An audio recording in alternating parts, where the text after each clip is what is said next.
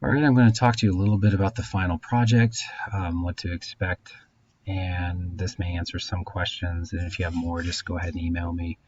The basic is just listed here, right? The final project. I give you three topics to choose from, right? Numbered 1, 2, 3 right there. You can go ahead and answer whichever one you want. And make that a part of your thesis statement or the concept of your paper. The criteria for the paper is I want a minimum of 6 pages with a maximum of 15 in length. That's double spaced, 12-point calibri font, and I give you sort of the points and the breakdown there. Now, what constitutes a page? Some people, if you start typing in on no, it needs to be a full page to the bottom. Otherwise, I don't count it. I also do not accept page length if you've on one page typed your name, then the title, and then my name, and then the date, and you keep spacing this thing out. It needs to be writing, okay? I don't need a huge header. If the header's too big, then I just start taking points off, okay? You do need a working thesis statement. A thesis statement, you can find more information in the handouts that I've given in class. There may be another that's listed on the Moodle, but there'll be some under the library resources tab that you can find on Moodle.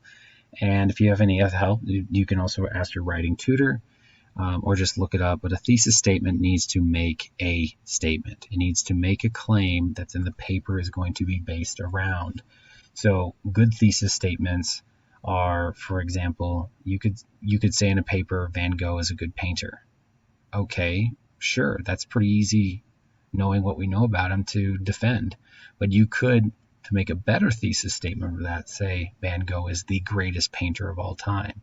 Okay, now you have a better thesis statement. Now that's something that's a little bit more interesting to read, and you can then defend that thesis throughout the subsequent paragraphs. Okay, I want you to use proper essay format, so I want this intro with a thesis made, and then you're going to make several body paragraphs, which are just the paragraphs that follow that defend that thesis statement, and then a conclusion to wrap it up. Okay, so it has a nice flow to it. I need a bibliography or works cited, however you work those, but they're pretty close to the same. But I need one of those with primary sources, meaning not Wikipedia. Wikipedia is not a primary source, which means you're going to be using that library resource tab that you see there on Moodle to find peer-reviewed articles, books. You can use videos, but it needs to be a primary source, and it's going to be an MLA citation. It can't be in Chicago or the other. MLA is the type of citation used for the arts and humanities, and that citation you will find you can export that citation when you find that through that library resource tab on Moodle. If you have any questions about it, let me know. You'll also cite in your paper with an MLA citation, which is the author's last name and then followed by the page number. Or if it's a video, the director, the creator's last name. That's it. So it's very easy to cite in there. You don't need to have endnotes or footnotes or anything like that. It's just author's last name, page number when you're citing it in the paper. You do need to have images that are correctly labeled. That label, you're going to probably be pulling images from the book, so it'll tell you who made it, what the title is, the medium, the year. That's the correct label. So I need images, and they're going to be on a separate sheet after the bibliography, and they will reference in the paper using a figure number, not the actual image. So I don't want to see a big JPEG image amongst your body paragraph.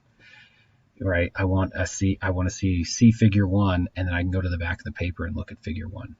Those image and bibliography pages do not count towards your page limit, right? So 6 pages is all of writing minimum. Okay, you will also add a title page, and then I want it stapled, and I want a rough draft with editorial marks. You can do that through the links also underneath the final project. You can submit a rough draft through those tutoring links, and they will get back to you, and then you can just email me all that stuff in PDF.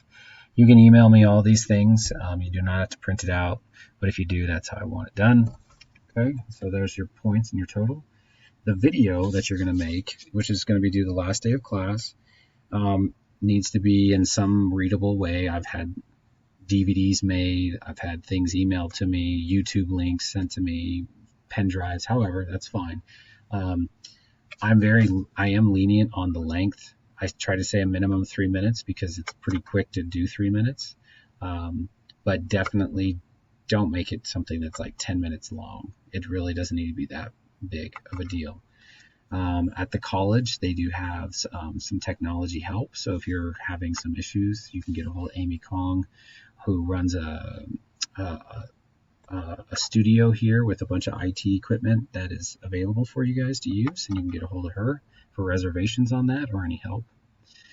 So if you have any questions, just let me know. But these are meant to be sort of just for your information and maybe some better reference if you can't find me in class to answer these.